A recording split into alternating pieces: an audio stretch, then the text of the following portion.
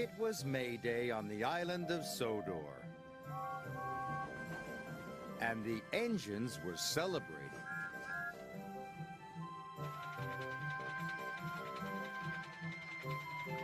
They knew there'd be music and lots of fun. The station was being decorated. Sir Topham Hatt said that the engines could be decorated too. "I'm going to have flags and streamers," whistled Percy. "I'm going to have a big red banner," whistled Thomas. "What decorations will you have, Gordon?" asked Murdoch. "Decorations aren't dignified for an important engine like me.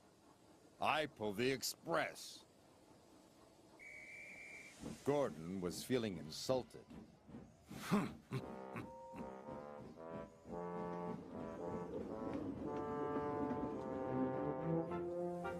"Silly little engines," he grunted.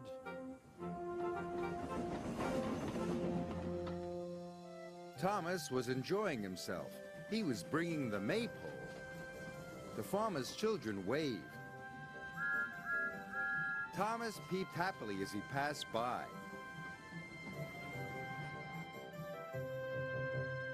Soon it was time for the decorating. Percy's driver was wrapping streamers and flags around his funnel. Thomas had a big red banner on his tanks. Even Murdoch was being decorated, although he was very shy about it. "We could have a contest for the best-dressed engine," suggested James.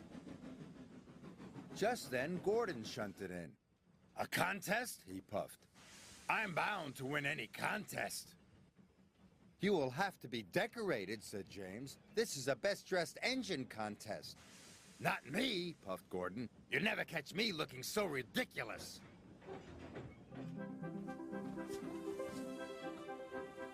The engines felt splendid.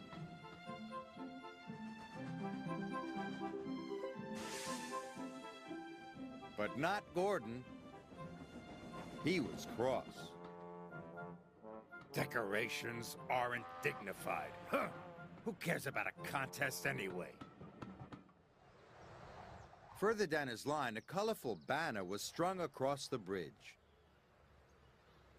Then, as Gordon steamed across the bridge, it came loose and wrapped around his firebox.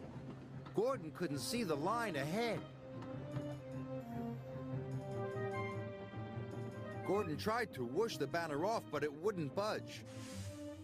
"I can't see!" He whistled loudly to his driver. "Stop!" "You can't stop, Gordon," his driver called back. "You're the express."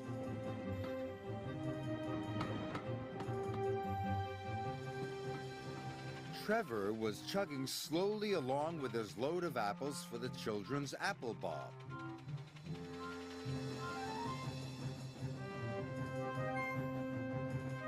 Trevor heard a whistle. He was going as fast as he could, but it wasn't fast enough. The apples were all smashed.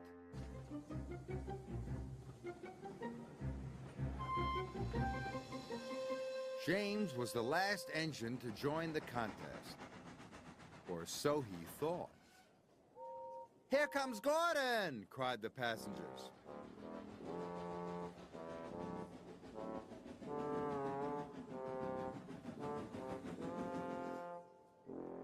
"We didn't think you wanted to be decorated," teased Thomas. "I didn't," huffed Gordon. "Well, you're definitely the best-dressed engine," said James. All the engines agreed. Gordon was secretly pleased, but he didn't think it was dignified to say so. Silly Gordon.